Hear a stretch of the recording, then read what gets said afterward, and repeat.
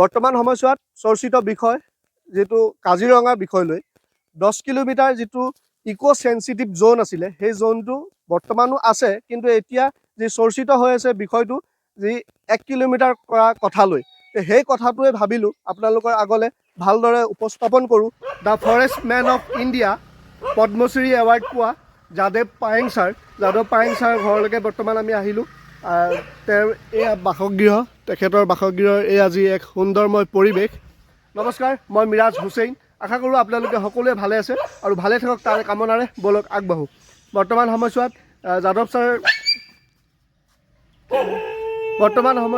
Yadav Payeng sir ঘৰত মই আহিছোঁ এফালে লগত আছে আদিলকো অকণমান দেখাইছোঁ প্ৰথমে আপোনাক নমস্কাৰ জ্ঞাপন কৰিলোঁ নমস্কাৰ মই আপোনালোকক আগতে ক'লোৱেই যিখিনি বিষয় লৈ আমি কথাখিনি আগবঢ়াবৰ বাবে আপোনালোকৰ মাজলৈ আহিছোঁ আৰু এতিয়া যে আপোনালোকে বৰ্তমান সময়ছোৱালৈকে গমেই পায় যে আমাৰ NGO এক আছে যে মানৱতাৰ স্বাৰ্থত আমি সেই মানৱতাৰ স্বাৰ্থত আমি আমাৰ তৰফৰ পৰা দা ফৰেষ্ট মেন অফ ইণ্ডিয়া যে যাদৱ পায়েং ছাৰ তেখেতক আমাৰ ফালৰ পৰা অকণমান মৰম যাচিব বিচাৰিছোঁ মই আদিলক অনুৰোধ জনাইছোঁ তেখেতক আমাৰ ফালৰ পৰা অকণমান মৰম যাচিবৰ বাবে অলপ ইফালে ঘূৰি ল'ব আপুনি বহিয়ে ল'ব বেয়া নাপালে আমাৰ মানে সেই কেমেৰাটো এইটো লেভেলত বনি আছে যে ঠিক আছে আৰু আমাৰ ফালৰ পৰা অকণমান আউজি দিবা এইটো মেমেণ্টও তেখেতলৈ আগবঢ়ালোঁ আৰু আপোনাক অশেষ ধন্যবাদ জ্ঞাপন কৰিছোঁ যে আপুনি প্ৰকৃতিৰ ভাৰসাম্য ৰক্ষাৰ বাবে যিখিনি আপোনাৰ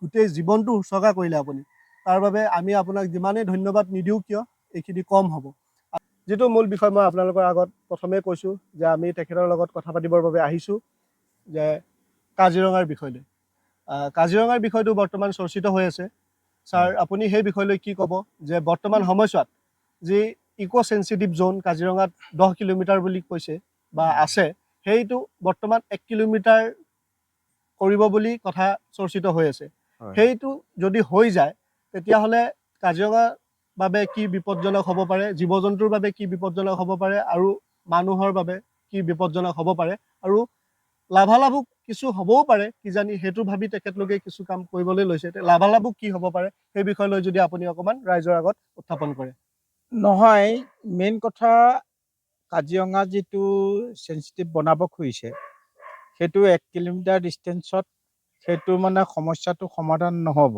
তাৰপৰা জটিলতা আহিব এই কাৰণে তাত অভাৰফ্লাড হ'লে বাৰিষা হ'লে মানে কি হয় জীৱ জন্তু কাৰ্বি আংলং গুচি যায় জীৱ জন্তু 1 কিলোমিটাৰতে যাম বুলিতো ৰাস্তাটো উলিয়াই নলয় আগত 10 কিলোমিটাৰ আছিল 10 কিলোমিটাৰতে যাব তাত যেতিয়া সংকুচিত কৰা হয় তেতিয়া হাতী আৰু মানুহৰ সংঘাত বান্দৰৰ মানুহৰ সংঘাত হ'ব এই কাৰণে nature is god is nature প্ৰকৃতিৰ লগত সম্বন্ধ ৰাখি তাত থাকিলে যেনেকৈ আছিল তেনেকৈ থাকিবলৈ দিলে ভাল হ'ব মানে তেতিয়া হাতী আৰু মানুহৰ সংঘাত বান্দৰৰ মানুহৰ সংঘাতটো কমি যাব সেইকাৰণে এই গোটেই বিষয়বস্তুটো এইটো দিগম্বৰী আঁচনি প্ৰস্তুত কৰি সেইবোৰ বনালে ভাল হ'ব তাত আগত অভাৰব্ৰিজ দিব তাৰ পৰা দি পেলাই সেইটো যাব সেইটো ভাল দিব মই ভূপালত দেখি আহিছোঁ তলেদি জীৱ জন্তু পাৰ হৈ গৈছে তাত ডিষ্টেন্স সিংহ আছে তাত মানৱ ফৰেষ্টত এছিয়া মহাদেশৰ ভিতৰতে সিংহ বেছি আছে মানে আপুনি ক'ব বিচাৰিছে যিটো তেওঁ ইয়াৰ আগত কৈছিলে মুখ্যমন্ত্ৰীয়ে গ্ৰীণ কৰিডৰ যিটো বনিব বুলি কৈছিলে ফ্লাইঅভাৰ টাইপ সেইটো বনিলে কোনো অসুবিধা নহয় মানে তলেদি জীৱ জন্তু পাৰ হৈ গৈ থাকিব আৰু মানুহ ওপৰেদি গ'লে এতিয়া হাতী মৰা হৰিণা মৰা বানপানীৰ সমস্যাত তেতিয়া জীৱ জন্তুবোৰৰ সুৰক্ষা হ'ব সেই বিষয়টো কৰিলে বেছি ভাল হ'ব বুলি মই ভাবোঁ আৰু সেইটো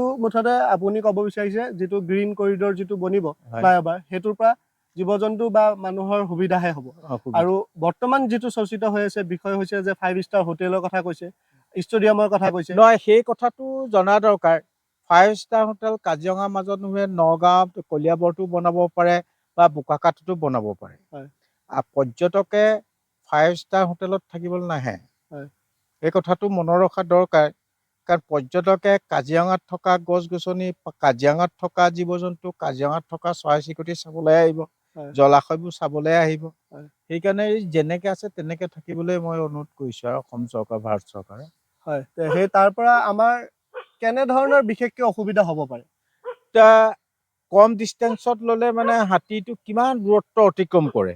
হয়। যদি কম ডিষ্টেঞ্চৰ মানুহৰ গাত হাংগামা হ'ব, কাৰণ আগৰ ৰাস্তা কৰি দিব নাপাব। নেপালেতো একেটা ৰাস্তাত গ'লেতো তাতো এটা দুটা হাতী নাই নহয়, বহুত হাতী আছে, জীৱ জন্তুটো বহুত আছে। অকল হাতীয়ে যাব, গড়ে যাব, বাঘে যাব সেইটো নহয়, হৰিণাৰ পৰা ধৰি বিভিন্ন জীৱ জন্তু ভৰ্তি হৈ আছে। সেইবিলাকৰ সমস্যাৰ সৃষ্টি হ'ব মানুহৰ কম ডিষ্টেঞ্চত। তেখেতৰ যিটো মনোভাৱ আমি জানিলো যে তেখেতে কোৱা মতে কিছু সংখ্যক হ'লেও আমাৰ অকণমান অসুবিধা হ'ব, আৰু সেই আজি বৰ্তমান সময়ছোৱাত অকল অসমবাসীয়ে নহয়, বিভিন্ন ঠাইৰ পৰা বিভিন্ন সমগ্ৰ ভাৰতবৰ্ষই কৈ আছে যে কিছু অলপ অসুবিধাৰ হ'ব। সেই বিষয়টো আপুনি অকণমান মুখ্যমন্ত্ৰী ডাঙৰীয়া সেই বস্তুটো যদি অলপ আপুনি চাই মেলি কাম কৰে তেতিয়া অলপ ভাল হ'ব। আৰু যিটো এতিয়ালৈকে মানুহে বুজি পোৱা নাই যে ইক' চেঞ্চিটিভ জ'ন 10 কিলোমিটাৰ, সেই বিষয়ে আপুনি কিবা জানে নি? যে মই সেই বিষয়ে নাজানো, কাৰণ মই জীৱ জন্তু কাজিৰঙাৰ হাতীও মোৰ ইয়ালৈ আহে, বা গড় কাজিৰঙাৰ পৰা আছে 60 কিলোমিটাৰ। তাহাঁতে যিমান বহল দৃষ্টি আপ এণ্ড ডাউন কৰে, এতিয়া ৰিচেণ্টলি এতিয়া আমি যিটো অনুমান কৰিছোঁ, আমি গৱেষণা কৰি আমি যিটো পাইছোঁ গড়ৰ লগত সম্বন্ধ ৰাখি, এতিয়া ডিব্ৰুগড় বগীবিলাকে গড়ৰ কৰদি হ'ব। সেইকাৰণে আমি বিভিন্ন দল সংগঠনক মহাবাৰ ব্ৰহ্মপুত্ৰৰ কাষত থকা চৰ চাপৰিবোৰ হাতীৰ খাদ্য, বান্দৰৰ খাদ্য আৰু গড়ৰ খাদ্য এইবোৰ প্লেণ্টেশ্যন কৰিলে সেইবোৰ বিচৰণ ভূমিটো কাজিৰঙাটো সংকুচিত হৈ আছে, গৰাই হওক বা মানুহে বেদখল কৰক বা তেনেকুৱাবিলাক সমস্যা আছে। অসমলৈ পৰ্যটক কিয় আহে, আৰু বিশেষকৈ এই বছৰটোত 2026 চনত বহুত মানে সমস্যাৰ পৰা দূৰত্বত আছে। 1983 চনতে অসমলৈ পৰ্যটক 27খন দেশত আহিবলৈ দিয়া নাছিল। এই বছৰ 27খন দেশৰ মানুহক আহিবলৈ অনুমতি দিছে। তেতিয়াহ'লে এইবিলাক আমাৰতো এই পৰ্যটকৰ বিকাশৰ অবিহনে দেশৰ উন্নতি সাধন নহয়। পৰ্যটকে 5 ষ্টাৰ হোটেল কংক্ৰিটৰ ফৰেষ্ট চাবলৈ নাহে, নেচাৰেলহে চাবলৈ আহিব। Nature is god, god is nature. প্ৰকৃতিৰ লগত সম্বন্ধ ৰাখি আমি সহবাস কৰাটোৱে মই কামনা কৰোঁ। অসমৰ 3,35,00,000 মানুহ আৰু ভাৰতৰ 140 কোটি মানুহৰ আশীৰ্বাদ আছে। মোৰ গ্ৰীণ ইণ্ডিয়া, চিৰ সেউজীয়া ভাৰত গঢ়া, চিৰ সেউজীয়া পৃথিৱী গঢ়া উদ্দেশ্যৰ কাৰণে মোৰ কামটো কৰি আছো। আৰু এতিয়া আপোনাৰ উদ্দেশ্য লৈও অকণমান কথা পাতিম। বৰ্তমান সময়ছোৱালৈকে বহুতে জানেই, তথাপিও অকণমান যি মোৰ মাধ্যমেৰে আৰু অকণমান জানিব বিচাৰিছোঁ আৰু ৰাইজকো অলপ জনাব বিচাৰিছোঁ যে আপুনি আপোনাৰ এই যি মহান কৰ্ম, যে আপুনি একক প্ৰচেষ্টাৰে এখন যে ইমান বিশাল ফৰেষ্ট আপুনি গঢ় দি উঠালে, তাতে বৰ্তমান সময়ছোৱাত যি আপুনি কোৱা মতে হাতীও আছে, গড়ো আছে, বাঘো আছে, ভালুকো আছে, যথেষ্টখিনি জীৱ জন্তু আছে। আপুনি কেতিয়া আৰম্ভ কৰিছিলে? 79ত। সেই ঠাইখন বহু হিষ্ট্ৰিকেল এৰিয়া। ভাৰতৰ অন্তিমখন যুদ্ধ অসমৰ শেষ পৰাজয় তাত হৈছিলে 1826 খ্ৰীষ্টাব্দৰ 24 ফেব্ৰুৱাৰী। ইয়াণ্ডাবু সন্ধি চুক্তি নেহিনে ব্ৰিটিছলৈ গৈছে। ভাৰতবৰ্ষত ব্ৰিটিছে 200 বছৰ ৰাজত্ব কৰিছে, কিন্তু অসমত তেতিয়া উত্তৰ পূৰ্বাঞ্চলত এটাই অসম আছিল, ইয়াত 125 বছৰে কৰিছে। তাতে মোৰ জন্ম। সৰুৰে পৰা ব্ৰিটিছৰ দিনৰ জাহাজ ঘাট তাত আছিলে, ককিলামুখ বৰগোপত। তেতিয়া এখনে ডিষ্ট্ৰিক্ট, শিৱসাগৰ, চৰাইদেউ, মাজুলী, যোৰহাট, গোলাঘাট, সেইবিলাক চব এখন ডিষ্ট্ৰিক্ট, শিৱসাগৰ ডিষ্ট্ৰিক্ট একগোট হৈ আছিল, এটা আছিলে। তাৰ পৰা কিমান ভাগ ভাগ হৈ গ'ল, সেইবিলাকতো বহুত কথাই। মানৱ সম্পদ গৈ উন্নয়নমুখী কৰিছে, যিমান বাঢ়িছে সিমানেই মানুহ উন্নয়নমুখীলৈ গৈছে, প্ৰকৃতি ধ্বংস কৰি। তাৰপৰাতো আমি সৃষ্টি কৰা নাই। মই যিখন জন্মৰ জেগা, সেইটো আগৰ পৰাই জীৱ জন্তুৰে ভৰা, গছ গছনিয়ে ভৰা। সেই মগৰসুঁতি নামৰ ঠাইতে বৰগোপতে জন্ম, আৰু তাত সৰু অৱস্থাৰ পৰা দেখিছিলোঁ ব্ৰিটিছৰ দিনৰ জাহাজ ঘাট। ঢাকা হৈ কলিকতা হৈ বস্তু অনা নিয়া কৰে, ককিলামুখ বৰগোপত উঠাই, আৰু উজনি অসমৰ প্ৰথম ৰেল ষ্টেচন যোৰহাট JPR, তাতে বস্তুবোৰ থৈ আপাৰ আছামটো ডিষ্ট্ৰিবিউচন কৰিছিল। দুৰ্ভাগ্যবশতঃ 1965 চনৰ পৰা 1970 চনৰ ভিতৰত সেইটো 10 কিলোমিটাৰ লৈ গ'ল। ইয়াৰ পৰা সেই মগৰসুঁতি আমাৰ গাঁও চব লৈ গুচি গ'ল। গুচি যোৱাত মই গ'লো, তেতিয়া মোৰ 6-7 বছৰ বয়স আছিল। মই গ'লো যোৰহাট জজকোৰ্টৰ পেচকাৰ অনিল বৰঠাকুৰৰ ঘৰত থাকি মই 3য় মান শ্ৰেণীৰ পৰা পঢ়িছিলোঁ 90 নং বালিগাঁও প্ৰাথমিক বিদ্যালয়। য'ত পঢ়িছিলোঁ এজন বিজ্ঞানী আছিল, তেখেত এতিয়া জীৱিত 96 year হ'ল। তেখেতৰ নাম ডক্টৰ জনু, কৃষি বিজ্ঞানী হ'ল বোটানিকেলৰ আছে। আমাক সৰু অৱস্থাৰ পৰা শিকাইছিল, 3য় শ্ৰেণীৰ পৰা গছ পুলি ৰুলেই নহ'ব, গছ পুলি ৰুই প্ৰতিপালন কৰি ডাঙৰ দীঘল কৰা, গছৰ গুণাগুণ, গছৰ নাম জনা, সেইটো আমাক শিক্ষা দিছিল। আৰু তেতিয়া মোক পাণ পুলি ৰুবলৈ দিছিলে। পাণ পুলি চবৰ হাতত নহয়, পাণ পুলি ৰোৱাৰ বিনিময়ত সেই সময়ত 25 পইচা দিয়ে। মোৰ হাতত মানে আগত ডাকৰ বচন আছে, একে আহিনে ধান, 3 শাওনে পাণ, 3টা শাওনলৈ ছিঙে। মোৰতো একেটা শাওনতে ছিঙি খাব পৰা কাৰণে এদিন মই স্কুললৈ যাওঁতে তেওঁ মাতিলে, এই তই এইফালে আছোন, তোৰ হাতটো চাওঁ। হাতটো চাই কৈছিল, তই এদিন পৃথিৱীৰ আদৰ্শবান হবি, আৰু এইবোৰ কৰোঁতে চাবি কুকুৰে বকি থাকিব, হাতীয়ে ঘূৰি নাচায়, তোৰ কামটোহে কৰিম।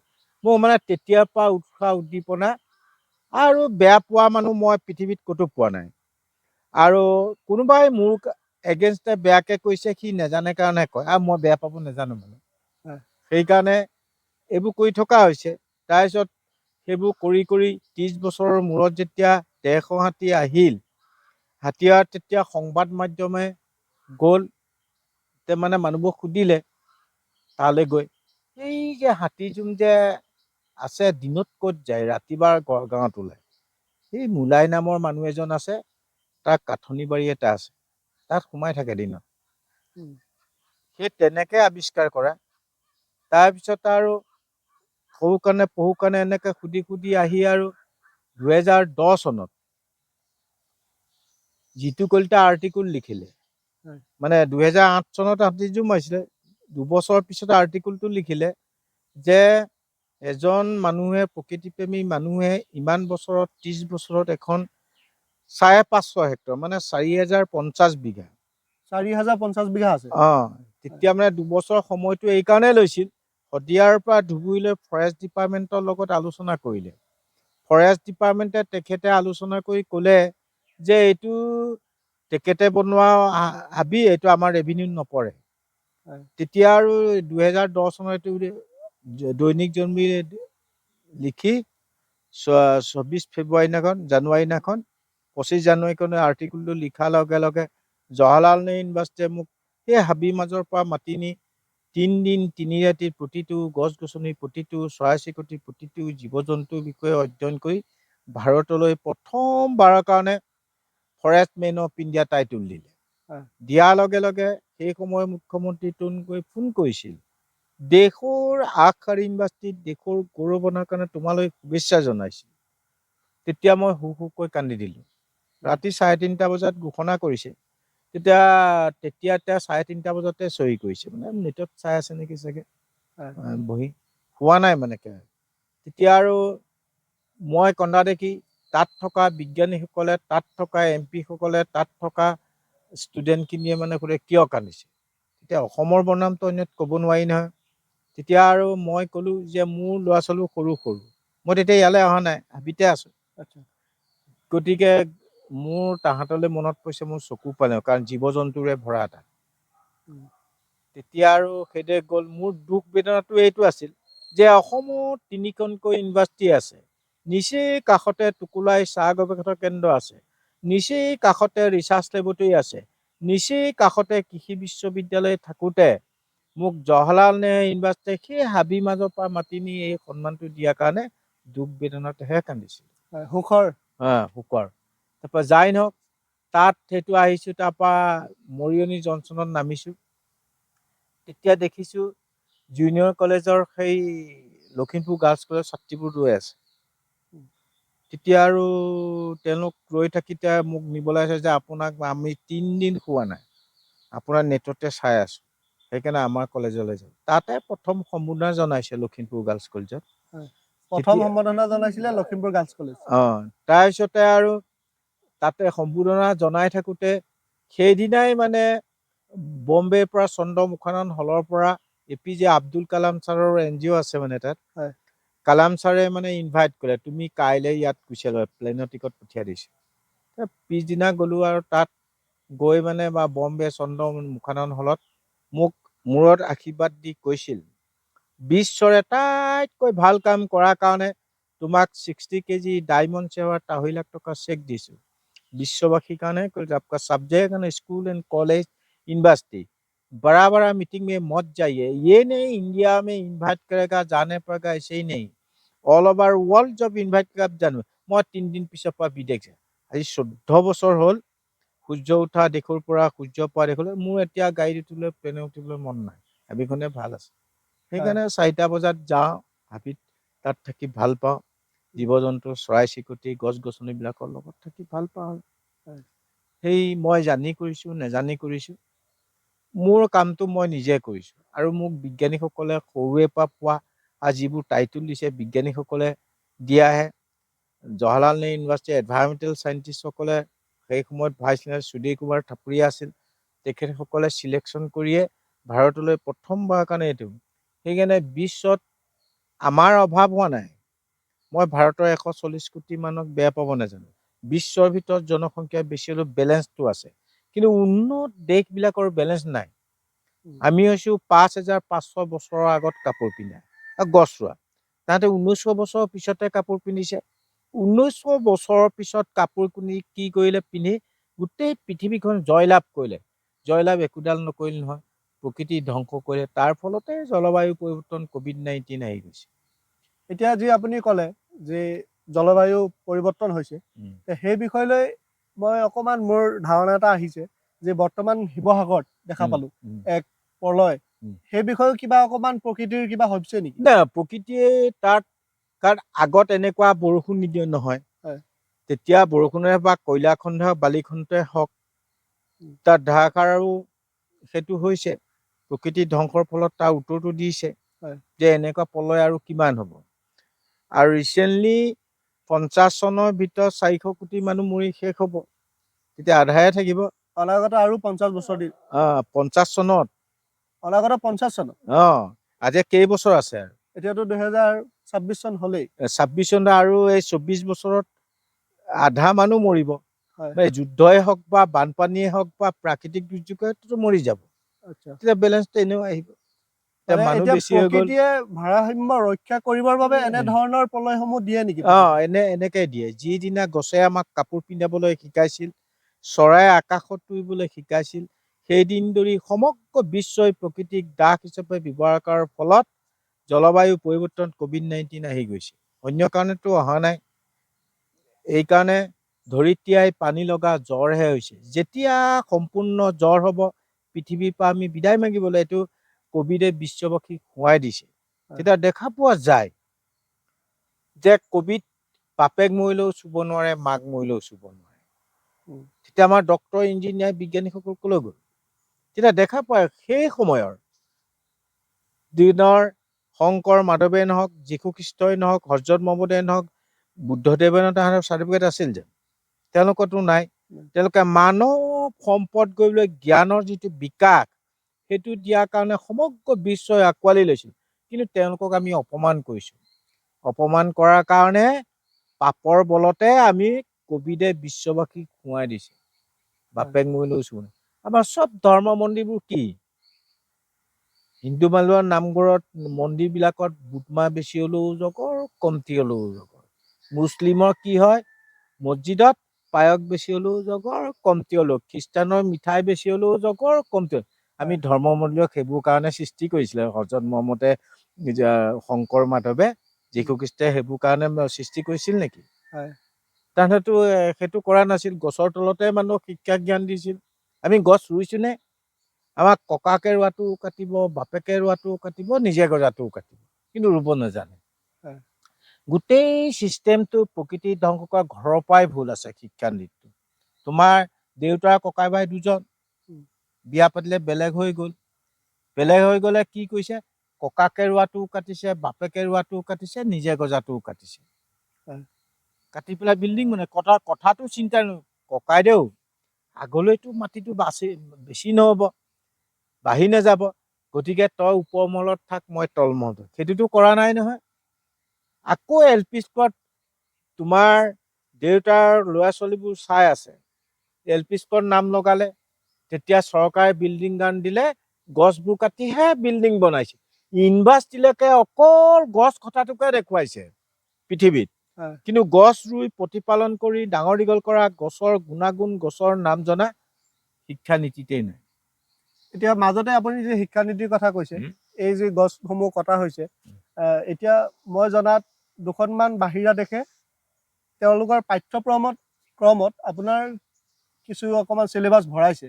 সেই বিষয় লৈ বৰ্তমান যে আপুনি অসমৰে, অসমত কিয় বৰ্তমান ভৰোৱা নাই, সেই বিষয় লৈ কি ক'ব আপুনি? নাই, অসমতো আছে, হয়। 9ত আছে, ইংলিছ মিডিয়ামত আছে, চবতে আছে। হয়। এতিয়া আমাৰ অসমত অভাৱলৈ আৱিষ্কাৰ হ'ব। হয়। অভাৱ হোৱা নাই নহয় অসমৰ মানুহৰ, হয়, হয়। এতিয়ালৈকে অনুভৱেই কৰা নাই। উম। বাকীবোৰ ৰাজ্যৰ অভাৱ যে ৱৰ্ল্ডত প্ৰথম মহাৰাষ্ট্ৰ চৰকাৰে টেক্সট বুকত সোমাইছে। তাৰপৰা USA, Italy, Germany, France, China, Taiwan, কাৰণ তাহাঁতৰ অভাৱ হৈছে, আৱিষ্কাৰ কৰিবলৈ গৈছে। সেইকাৰণে য'তেই মই জনাত পৃথিৱীখন এখন, পৰিয়াল এটাই, আমিহে ভগাই লৈছো। যি দেশলৈ আমন্ত্ৰণ কৰে মই গছ ৰুবলৈ যাব লাগে, মোৰ কথাটো হ'ল কিমান সেউজীয়া পৃথিৱী। কাৰণ ল'ৰা ছোৱালীক দেখিলে বেয়া লাগে, আমাৰ ভুলতে ভুগিব, এতিয়া ভুগিছে। আৰু বৰ্তমান সময়ছোৱাত আপোনাৰ যিখন অৰণ্য, সেই অৰণ্যখনত আজি আপুনি ইমান বছৰে যি গছপুলি ৰুই আহিছিলে, এতিয়াও আপুনি তেনেধৰণে ৰুৱে নে এতিয়া এতিয়া ৰুই আছো? এতিয়া সেই তাত হেৰি মোলাই ফৰেষ্ট 20 পইণ্ট, মানে আকৌ মোৰ নামতে এখন, মোৰ ছোৱালীজনীৰ গাইডত গ্ৰীণ এছেটিভ বুলি এতিয়া NGOৰ থ্ৰুৱেদি, মানে তাহাঁতে 70জনীয়া এটাই 1500 হেক্টৰ আকৌ তাহাঁতে গ্ৰীণ কৰিছে। আচ্ছা, 70জনীয়া গ্ৰুপ এদলে মানে এতিয়া কৰি আছে, আকৌ মোৰ নামতে কৰিছে। আচ্ছা, সেইটো কোনখিনি কৰি এটা তাতে কাষতে লাগিছে, মাটি বহুত আছে মানে। সেইকাৰণে মোৰ হাবিৰ পৰা কাজিৰঙা 60 কিলোমিটাৰ, ডিব্ৰু-চৈখোৱা 120 কিলোমিটাৰ, মানে সেইটোত হাতী খাদ্য, বান্দৰ খাদ্য ৰুই সমস্যাটো দূৰ কৰিব লাগে। আৰু সেইকাৰণে এইবিলাক কৰি থকা হৈছে। ভাৰতীয় NGO বিলাকক মাতি আনিছো যে অসমত মাটি নাই বুলি নকবি। এতিয়া অসমৰ মাটি ব্ৰহ্মপুত্ৰৰ বুকত 4ভাগৰ 3 অংশ মাটি আছে, অসমৰতো মাটি নাই। গতিকে আমি তাত গ্ৰীণ কৰিলে হৈ গ'ল। তেতিয়া যদিও ঘৰত মানুহ বেছি হৈছে, তো গছ কাটিবই, ঘৰ বনাবই, হয়নে? তাত যদি সেইটো অক্সিজেনৰ অভাৱ নহবৰ কাৰণে চৰ-চাপৰিও গ্ৰীণ কৰি দিব লাগে। আৰু ভূ-জৈৱ বিভাগে ডিক্লাৰ দিলে, শদিয়াৰ পৰা ধুবুলীয়া 58টা নতুন চাপৰি হ'ল, 2 বছৰ ছাৰ্ভে কৰি পালে। সেইকাৰণে এতিয়া সকলোৱে গোট খাই যিমান ভাৰতীয় NGO আছে চব মাতি আনি এইবোৰ গ্ৰীণ কৰিব লাগে। মোৰ কামটো সেইটো। পুনৰ আকৌ আপোনাক সুধিম, আকৌ আহিম কাজিৰঙাৰ বিষয়টোলৈ, যে বিপদ কি হ'ব পাৰে, আকৌ যদি অকণমান ৰাইজক ভালকে কৈ দিয়ে। বিপদ হ'লে, বানপানী হ'লে, কাৰণ যিহেতু আমাৰ এইচোৱা ডিব্ৰুগড়লৈ বহুত বহল ডিষ্টেঞ্চ, এইখিনিত হাতী আৰু মানুহৰ সংঘাতটো ইমান প্ৰভাৱ নপৰে, যদিও আছে যদিও 150 হাতীটো, উত্তৰে ছমা দক্ষিণে ছমা থাকে, তাতো সংঘাত।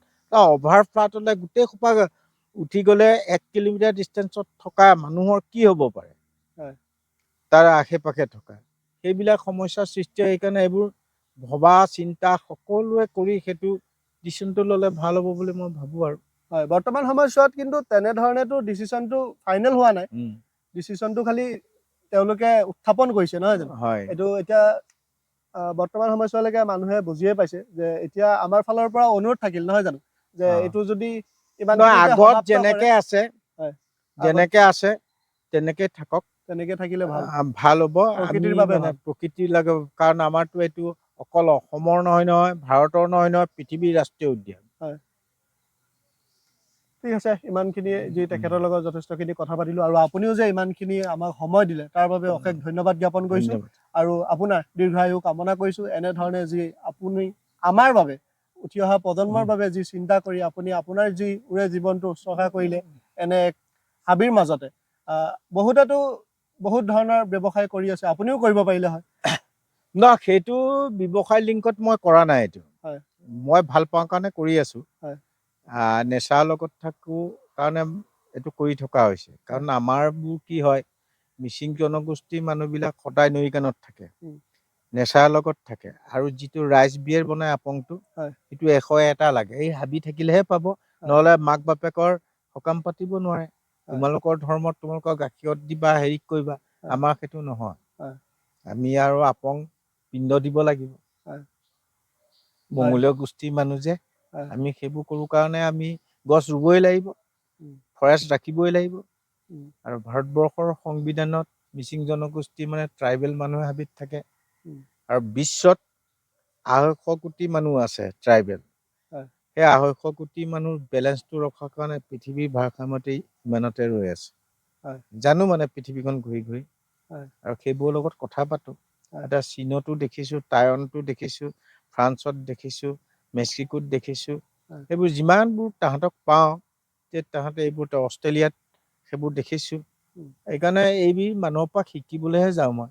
উম, মানে মানুহৰ মৰালৈকে শিক্ষা জ্ঞান লৈ শেষ কৰিব নোৱাৰে। হয়। সেইকাৰণে তোমালোকৰ ব্লকাৰ হ'লেও তোমালোকৰো শিকিবলগীয়া পৃথিৱীত বহুত আছে মানে। এই তেনেকুৱাবিলাক কৰিলে ভাল হ'ব। হয়। যি ব্যৱসায়ো আপুনি কৰিব পাৰিলে হয়, কিন্তু ব্যৱসায়ী সেই বস্তুটো আপুনি সিমানখিনি চিন্তা নকৰি প্ৰকৃতিৰ বাবে, আমাৰ বাবে যি আপুনি চিন্তা কৰি ইমানখিনি আগবাঢ়িলে, পুনৰবাৰ আপোনাক অশেষ আমাক ধন্যবাদ জ্ঞাপন কৰিলোঁ। আট্টালিকা বনাব নালাগে, হয়। শুনিছেনে? উম, আট্টালিকা মোৰ গৰু আছে, ম'হ আছে, তাহাঁতে গাখীৰ বেচি চলিব পাৰোঁ, প্ৰকৃতিৰ লগত থাকোঁ, তাহাঁতৰ খাবলৈ ঘাঁহ চাহ আছে, জেগা আছে, প্ৰকৃতিয়ে দিয়ে, প্ৰকৃতিৰ পৰা লওঁ, সেইটোৱে বদলা বদলি কৰি থাকোঁ আৰু সিহঁতৰ লগত। হয়। কিন্তু ইয়াতে মই আৰু এটা কথা ক'ব বিচাৰিম, যে অন্য ব্যৱসায়ী কৰি যেনেধৰণে লাভালাভ হ'ব পাৰি, কিন্তু সেই অনুপাতে যদি এনেকে ধৰণে প্ৰকৃতিৰ মাজত থাকিও ব্যৱসায়ী যদি কৰিব পৰা যায়, তথাপিও কিন্তু বহু লাভালাভ হয়, নহয় জানো? নহয়, কথাটো হ'ল আনে গছ ৰুৱে কাটি বিকিবলৈ। হয়।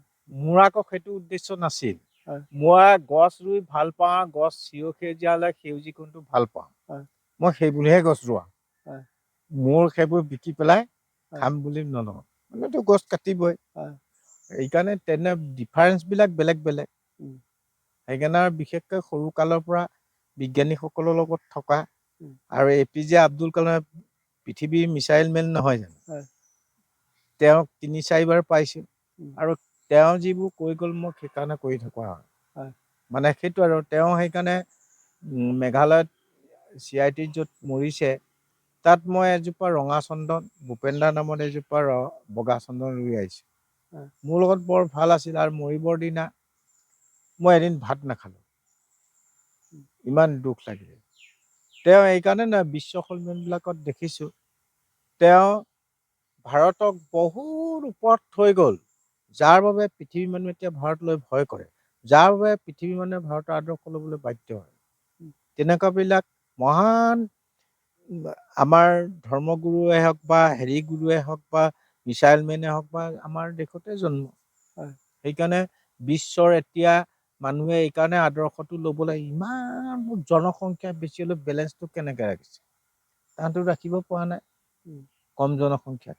হয়। সেইটো ইমান বিশ্বৰ ভিতৰত জনসংখ্যা বেছি, বেলেঞ্চটো কেনেকৈ? এটা আচৰিত ভাৱে যে ভাৰতীয় মানুহ আৰু বা কি আছে ভিতৰত, সেইকাৰণে তাহাঁতৰ চিন্তা বিশ্ব সন্মিলনত এইবোৰ দেখোঁ আৰু। যথেষ্টখিনি আপোনাৰ লগত কথা পাতিলোঁ। শেষৰবাৰ আপুনি ৰাইজৰ বাবে বা উঠি অহা প্ৰজন্মৰ বাবে কি ক'ব? তেওঁলোক আগত উঠি অহা প্ৰজন্মৰ কাৰণে আগত জন্মতিথিত কি কৰিছিল? হয়। তেওঁলোকে আগত কেক কাটিছিল, এতিয়া কেকৰ বদলি এজোপা গছ পুলি ৰুব লাগিব। গছ পুলিটো ৰুলেই নহ'ব, প্ৰতিপালন কৰি ডাঙৰ দীঘল কৰা, গছৰ গুণাগুণ, গছৰ নাম জানিব লাগিব। আৰু যিমানবোৰ বন্ধু বান্ধৱী মাতিব, এজোপাকৈ গছ পুলি দিলে গ্ৰীণ ইণ্ডিয়া, গ্ৰীণ ৱৰ্ল্ড কৰিবলৈ সময়ে নালাগিব। 5 বছৰতে গোটেই 10 বছৰত গ্ৰীণ ৱৰ্ল্ড হৈ যাব। প্ৰত্যেকে যদি এজোপাকেও ৰুই মেলি পোহপালনো কৰে, মানে তাহাঁতৰ মানে সেইটো দায়িত্ব। কাৰণ অক্সিজেন পালেহে সিহঁতে কৰিব পাৰিব, ৰুব পাৰিব। অক্সিজেন নাপালেতো নোৱাৰিব। গছে অক্সিজেন দিয়ে বুলি চবেই জানে। আৰু এই কথাটো মনত ৰাখিবলৈ দৰকাৰ, আহঁতজৰী বৰগছে 24 ঘণ্টা অক্সিজেন দিয়ে, এইবোৰ গছে 12 ঘণ্টা দিয়ে। আৰু এজোপা 100 বছৰীয়া আহঁতজৰী গছে কিমান দিয়ে? এজোপাতে 5500 কিলোগ্ৰাম অক্সিজেন দিয়ে। এই কথাবিলাক মনত ৰাখি আজি যে ঔটেঙা গছৰ তললৈ নাযাবি, তেতেলী গছৰ তললৈ নাযাবি, কেলে নাযাবি? ভূত থাকে বুলি কয়, ভূত নহয়, অক্সিজেন নিদিয়ে সেই দুজোপা গছত। ঔটেঙা গছৰ তলত অক্সিজেন নাপায়। যেনে এমহীয়া দুমহীয়া কেঁচুৱা নিলে নাকে মুখে তেজ ওলাই মৰি যায়, অক্সিজেনটো নাপায়, কাৰ্বনটো বেছি এৰি দিয়ে। সেইকাৰণে এইবোৰ বহুত গছৰ পৰা শিকিবলগীয়া হৈছে। সেইকাৰণে বুদ্ধদেৱে বৰগছৰ তলত থাকি তপস্যা কৰিছিল, দিব্যজ্ঞান লাভ কৰিছিল। অশোকে হেজাৰ হেজাৰ মানুহ মৰাৰ পিছতো গছৰ তলত তপস্যা, ৰামায়ণ মহাভাৰত চব হেৰিত কি বোলে এইবোৰ গছৰ তলত কৰা ঋষি-মুনি হওক চব। ঋষি মুনি চববিলাক।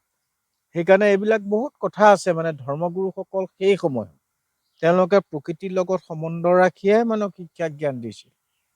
কোনো বেলেগ চিন্তা কৰা নাছিল মানে। হয়। কাৰণ পৃথিৱীখন এখন, পৰিয়াল এটাই, আমিয়ে ভগাই লৈছো। হয়। সেইকাৰণে সমগ্ৰ বিশ্বৰ 800 কোটি মানুহ ল'ৰা ছোৱালীবিলাকে সেই কামটো কৰিলে সিহঁতে নতুন পৃথিৱী গঢ়িব পাৰিব, নতুন প্ৰজন্ম। হয়। মই যিমান দিন থাকো জীয়াই, ইমান দিন ছাত্ৰ ছাত্ৰীবিলাকৰ লগত থাকি পৃথিৱীখনক সেউজীয়া কৰি ৰাখিবলৈ তাহাঁতক শিকোৱাটো মোৰ কাম মানে। কাৰণ শিক্ষানীতিত পৃথিৱীক ভাল পাবলৈ নায়েই নহয়।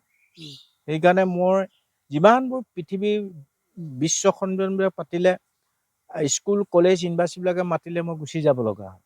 কাৰণ 100টাৰ ভিতৰত 10টা কিব 10 100 হৈ যাব। সেইকাৰণে মই তাহাঁতক গুৰিলৈ যাওঁ। ইয়াত লাচিত বৰফুকনৰ ভীম বৰদেউৰে এৱাৰ্ডত পইচা আছে, মই নাই লোৱা। মই আইএমত গৈছো, আইএমত মানে পৃথিৱীৰ ল'ৰা ছোৱালীবোৰ থাকে।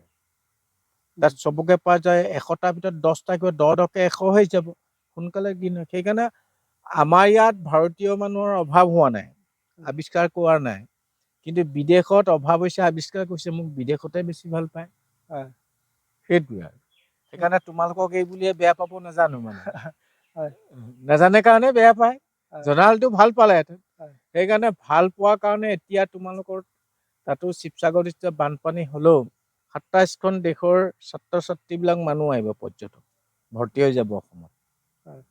1983 চনতে সেইটো বাধা আৰোপ দিয়া আছিলে, 1926 চনত এইটো মুকলি কৰি দিছে আহিবৰ কাৰণে। আৰু 2026 চনত 2026 চনত মুকলি কৰিব, কৰিলে এতিয়া আহিব। তাত তাৰমানে মই স্পেইন যোৱা কথা, অক্সফৰ্ড ইউনিভাৰ্চিটিত যাম, ছেপ্টেম্বৰতে যাম। তাতে এইবিলাক মোক চাবলৈকে সিহঁতে বহুত হেঁপাহ, আহিব পৰা নাই। সেইকাৰণে দেশ বিদেশৰ এতিয়া PhD ল'বলৈ ইয়ালৈ আহে। 2 বছৰ এতিয়া ৰেইন ফৰেষ্টত আমাৰ যোৰহাটতে আছে, এগৰাকী চাইণ্টিষ্ট হ'ব। তাৰ প্ৰতিটো মাটিৰ গুণাগুণ, গছ গছনি, তৰু লতা কেঁচু, জীৱ জন্তু চব ল'ব লাগিব। সেইকাৰণে ইয়াৰ পৰা যিসকলে PhD লৈছে, যিসকলে ইয়াত প্ৰেক্টিকেল কৰি গৈছে, জাৰ্মানীত চিট পাইছে এটা উত্তৰাখণ্ডৰ ল'ৰাই।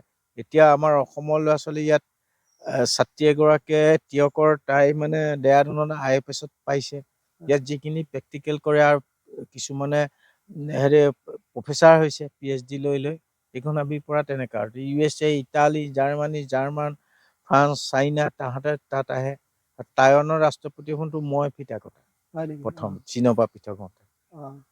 ইয়াৰ মাজতে আপুনি এটা কথা ক'লে যে মোৰ অকমান মনত লাগিলে। কথাষাৰ আপুনি ক'লে যে মোক বাহিৰৰ দেশে মানুহে ভাল পায়, ইয়াৰ মানুহে ইমান এটা ভাল নাপায়। ইয়াৰ লগতে মই অকমান ক'ব বিচাৰিম যে মই আপোনাৰ লগত তেখেতৰ তুলনা কৰা নাই, তথাপিও জুবিন দাৰ কথা ক'ব বিচাৰিম। জুবিন দা যেতিয়া আছিলে তেতিয়া ইমান এটা মূল্য দিয়া নাই মানুহে, কিন্তু যেতিয়া নাইকিয়া হ'ল তেতিয়া দেখা গ'ল। কিন্তু এতিয়াও মই আপোনাৰ দীৰ্ঘায়ু কামনা কৰিছো, তথাপিও চিৰদিনটো কোনো নাথাকে, এদিন যাবই লাগিব। এদিনটো যাব লাগিব। জুবিন ইয়াতে গান শিকোৱা, সেই JB কলেজত পঢ়োতে চুলি জপৰা, সেই বালিত পৰিব, সাগৰৰ তলত শুবলৈ মন যায়, নদীৰ বুকৰ বালিত উপলে মুখে গুণগুণাই গুণগুণাই চাইকেল চলাই যায়। আৰু আপং খাই মিচিং গাঁৱত আহে। সি লং পেণ্ট জোতা পিন্ধা মানুহৰ লগত নাখায়, কাম কৰা মানুহৰ লগত এইফালে মাতি মাতি তেনেকে খায়। আৰু খুব দুখ বেদনা লাগিল। সি তাক যিমান এইবিলাক প্ৰগ্ৰেমবিলাকত পাওঁতো বিভিন্ন ঠাইত অসমৰ, সি অসমক ইমান ভাল পাইছিল, সি সেইকাৰণে বলিউডতো থাকিব পাৰিলে, থকা নাই। অসমক ইমান ভাল পাইছিল। আৰু তাক মই প্ৰত্যেকটো প্ৰগ্ৰেমত কওঁ, এই জুবিন তই মোকে কথা পাতো যে, তই বোলো চা ষ্টেজত উঠাৰ লগে লগে 6 লাখ 7 লাখ টকা ডিমাণ্ড কৰ, যদি পৃথিৱীখন নাথাকে ক'ত ডিমাণ্ড কৰিবি। সেইকাৰণে তই গান গাই নিজেও গছ ৰুবি, আনকো ৰুৱাবি। অক্সিজেন পালেহে গান গাব পাৰিবি, নহ'লেতো ক'ত পাৰিবি। সেইকাৰণে সি সেইবোৰ কাম কৰে। যি এতিয়াও মই ক'ব বিচাৰিম যে ছাৰৰ আদৰ্শ লৈ মেলিও তেখেতে বহুতখিনি আগবাঢ়িছিলে। মই জানো সেইখিনি কথা যে তেখেতে ছাৰৰ পৰাই জুবিন দাই যি 2026ত হয়। বিহু সন্মিলন মই লোৱা নাই হয়। জুবিনৰ বেজাৰত। হয়। যিদিনা মৰিছে আমি ত্ৰিপুৰা ইউনিভাৰ্চিটিৰ পৰা আহিছোঁ, হয়। সি ছিংগাপুৰ গৈছে, তাক হয়। মানে টানি উঠাইছে মানুহ। হয়। তাৰমানে ঘূৰি আহি মানে মোৰ হাবিত চিনেমা বনোৱা কথা আছে। হয়। তো ৰাতিপুৱা শুনিলোঁ, তাক দেখি আহিলোঁ, ৰাতিপুৱা কৈছে জুবিন মৰিল। তো মোৰ আৰু সোৱাদটো ছিগি যোৱা যেন লাগিলে। হয়। আৰু সেইকাৰণে মই বিহু সন্মিলন নল'লোঁ। তেতিয়া আৰু ধেমাজিৰ পৰা যুৱকসকল আহিল, আহি মোক বিহু সন্মিলন মাতিল। মই বোলো মই নাযাওঁ, বেয়া নাপাব, সেইকাৰণে নাযাওঁ। জুবিনৰ কাৰণে এবাৰ বাদ দিছোঁ। যদি তোমালোকে এটা কাম কৰিব পাৰা, প্ৰশাসন ডিপাৰ্টমেণ্ট গোট খাই তোমালোক যদি জুবিনৰ নামত এখন ফৰেষ্ট বনোৱা, তেতিয়াহ'লে মই উদ্বোধন কৰিবলৈ যাম আৰু হয়। বিহু সন্মিলন। তেওঁলোকে 100 হেক্টৰ দিলে প্ৰশাসনৰ চবে গোট খাই, সেইটো সিহঁতে কৰি আছে। হয়। সেইকাৰণে মোৰ তোমাৰ ভিডিঅ' ব্লগ যোগেদি শদিয়াৰ পৰা ধুবুৰীলৈ কিমান ব্ৰহ্মপুত্ৰৰ দলং আছে। সেই দলঙৰ মূৰে মূৰে জুবিনৰ নামত যদি সৰু সৰু এখন ফৰেষ্ট বনায়, তেতিয়া গছবোৰ ডাঙৰ হ'ব। জুবিনৰ কেছেটটো লগালে সি মৰিও অমৰ হ'ব। হয়। সেইটো কৰিবলৈকে মানে অনুৰোধ কৰিছোঁ, হয়। মানে গোটেই অসমবাসী। জুবিন দাই যি এই ছাৰৰ পৰাই যি আদৰ্শ লৈ মেলি তেখেতেও বহুত গছ ভাল পাইছিলে।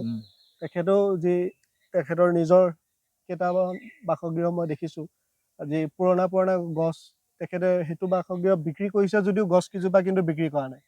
তেখেতে তেনেকৈ ৰাতি গৈ মেলিও তেনেকৈ সাৱটি থাকে, এনেকুৱা আমি ভিডিঅ' বহুত দেখিছোঁ। এইজন ব্যক্তি, এইজন ছাৰ যি যাদৱ পায়েং ছাৰ, যি তেখেতৰ দ্বাৰাই তেখেতে বহুতখিনি এই গছ ভাল পাব লাগে, প্ৰকৃতি ভাল পাব লাগে, এনেধৰণে তেখেতে আগবাঢ়িও গৈছিলে।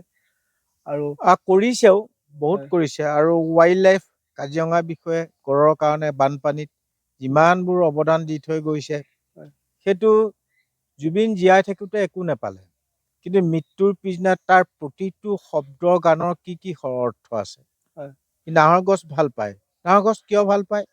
কিন্তু খুলি পেলাই গানটো নাগালে, যে আগততো আমাৰ পোহৰ নাই, নাহৰ গুটি জ্বলাইহে মানুহে কিতাপ পঢ়ে, ভাত বনায়। আৰু নাহৰ পাতত কি আছে? আগততো চব খেৰী ঘৰ আছিল নেচাৰৰ লগত। সেইটো তাত মহাদেৱ তেতিয়া বৰদৈ চিলাই উৰাই নিনিয়ে। আৰু ঢেঁকী থোৰাটো নাহৰ গছৰ লগায়। এই প্ৰত্যেকৰ নাহৰৰ গুণাগুণটো, সেইকাৰণে সি নাহৰ গছ বৰ ভাল পাইছিল।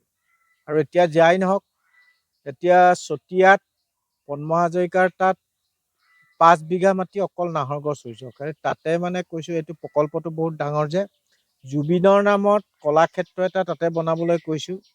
আৰু সেই গছবিলাকৰ তলত দেশ বিদেশৰ পৰ্যটকে যেতিয়া কেছেটটো বজাব, তেতিয়া আৰু জুবিন মৰিও অমৰ হৈ যাব। মই মানে তেনেকুৱা, সেইকাৰণে আজিকালি আমাৰ বিধায়কবিলাকক সেইটো বেছি গুৰুত্ব দিছে। ভাল লাগিছে। আৰু সেইফালৰ পৰা সকলোৱে অনুপ্ৰেৰণা বা মৰিও অমৰ হওক, বিভিন্ন যুৱচামে বেছিকৈ হেৰি কৰে। সেইকাৰণে মই ভাবোঁ আৰু যুৱচামে এই ডিচিশ্যনবিলাক ল'লে ভাল হ'ব। জুবিন তেতিয়া মৰিও অমৰ হ'ব। যে ব্ৰহ্মপুত্ৰ শদিয়াৰ পৰা ধুবুৰীলৈ কিমান দলং আছে, দুইমূৰে এখন যি ডিষ্ট্ৰিক্টতে নপঢ়ক, সৰু সৰু ফৰেষ্ট বনালে হ'ল। জুবিন মৰিও এতিয়া যেনেকৈ ধেমাজিত বনাইছে, তেনেকুৱাবিলাক কৰিবলৈ মই এইটোৱে অনুৰোধ কৰিছোঁ। ঠিক আছে। জুবিনৰ প্ৰতি চবৰে আশা। আৰু এই যে সদায় সেউজীয়া গছ গছনি ৰুই ভাল পাইছিল, আৰু তেতিয়া সকলোৱে তাৰ আদৰ্শ লৈ পেলাই সেউজীয়া অসমখন সেউজীয়া কৰি ৰাখিবলৈ মই যুৱচামক অনুৰোধ কৰিছোঁ। হয়। পদ্মশ্ৰী যাদৱ পায়েং ছাৰ যি আমাৰ লগত আছে, এতিয়া এই যি বাৰ্তালাপসমূহ আমি কৰি আছোঁ, এয়া যি বাৰ্তালাপ কৰি গৈয়ে থাকিলে বহুত দীঘলীয়া হ'ব। এতিয়া আমি ইমানখিনিতে সমাপ্ত কৰিব বিচাৰিছোঁ। যিমানখিনি আমাৰ বাৰ্তালাপ অলপ হ'ল, সেইখিনি আপোনালোকৰ আগলৈ আগবঢ়ালোঁ। আশা কৰিলোঁ আপোনালোকে এই কথাখিনি, তেখেতৰ যি মনোভাৱ, সেইখিনি ভাল পালে। আৰু পুনৰবাৰ যি জুবিনদাৰ কথাটো লৈ মেলি আহিলে, মই এই কথাটো এইকাৰণে উত্থাপন কৰিছিলোঁ যে জুবিনদা যেতিয়া গুচি গ'ল, তেতিয়া সকলোৱে অনুভৱ কৰিলে, কিন্তু আজিও হেনে এক ব্যক্তি আমাৰ মাজতো যি বহি আছে, বৰ্তমান সময়ছোৱালৈকে আমি দেখা পাইছোঁ কি যে তেখেতেও নিজৰ মুখেৰেও কৈছে যে মোক বাহিৰৰ দেশৰ লোকসকলে বেছি ভাল পায়। সেনেধৰণে অসমৰ লোকসকলে অকণমান কম ভাল পায়, কিন্তু কম ভাল পায়। কিন্তু সেই ক্ষেত্ৰতো হৈছিলে জুবিনদাৰ লগতো। কিন্তু গুচি যোৱাৰ পিছত অনুভৱ হ'ল নে নাই আপোনালোকৰ? তেনেকুৱা অনুভৱ এদিন হ'ব, কাৰণ চিৰদিন কোনো নাথাকে, যাব লাগিব। এইজন মহান ব্যক্তিৰ ওচৰতো যদি আপোনালোকে অকণমান আহে, অলপ যদি তেখেতৰ লগত বাৰ্তালাপসমূহ কৰে, আহক আপোনালোকে। ভিডিঅ' যে কৰিবলৈ আহিব কৈছোঁ সেইটো কথা নহয়, এনেই অলপ যদি আহক, তেখেতৰ লগত কথা বতৰা পাতক, তেখেতেও অলপ ভাল পাব যে ময়ো অকণমান তেনেধৰণৰে ব্যক্তি, যেনেধৰণে মোক বাহিৰৰ দেশসমূহে ভাল পায়, তেনেধৰণে মোক অসমৰ লোকসকলেও ভাল পায়, মোক সন্মান দিয়ে। মানুহে বিচাৰে নেকি, নহয় জানো? সন্মান বিচাৰে। কিন্তু দেখা যায় যেতিয়ালৈকে জীয়াই থাকে তেতিয়ালৈকে মানুহজনৰ কোনো গুণগানো নাগায়, একোৱেই নকৰে। কিন্তু মই অনুভৱ কৰোঁ যে এইটো জুবিন দা যেতিয়া গুচি গ'ল তেতিয়া বিশেষকৈ অনুভৱ কৰা হৈছিলে যে এই বস্তুটো আমি অকণমান কৰিব লাগে, শিকিব লাগে, অলপ গুণগান গাব লাগে। কাৰণ মানুহজন যেতিয়া জীয়াই থাকে সেই সময়ছোৱাত যেতিয়া গুণগান গায়, মানুহজনে কষ্টসমূহ কৰি আছিলে কাৰ বাবে? ৰাইজৰ বাবে কৰি আছিলে।